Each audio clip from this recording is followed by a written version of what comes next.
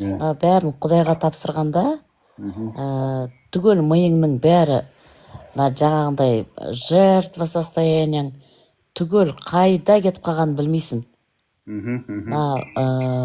Енді сөздің шыны керек, пока через боль шығады екен да бәрі. Енді ужасный больдар болды енді. Сұмдық болды енді. Ол енді Айжан, кейбір адамдар тыңдап отыр, ол да бір ұстаным болып қалмау керек. Через боль, через сондай жанның ауруы арқылы шығады, бірақ барлық адамға дәл солай өту міндетті емес. Егер сол через боль шығарған адам арқылы соның қасында болып, содан сұрастырып бірдеңе үйренсең, больсіз да дұрыс өмірге шығуға болады. Қайта сізге прямой шықтым, как раз жертвадан қалай шығарымды білмей, сондай тығырыққа тіреліп қаласың ғой, мысалы.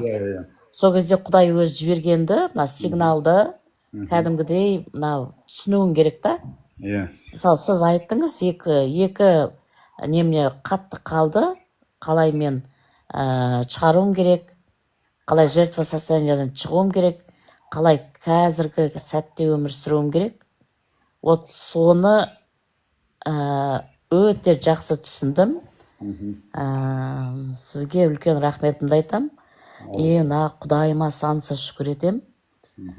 Содан кейін бүкіл нәрсенің бәрін жаңа айтып тұрғаным сол ғой менің.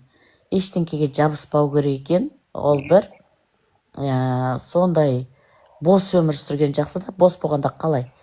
Енді Құдай өзі әкеледі соған. Қазір бір ғажайып өмірім, сөздің шыны керек. Енді бұндай нәрсені мен заслуживаю деп ойлаймын да енді.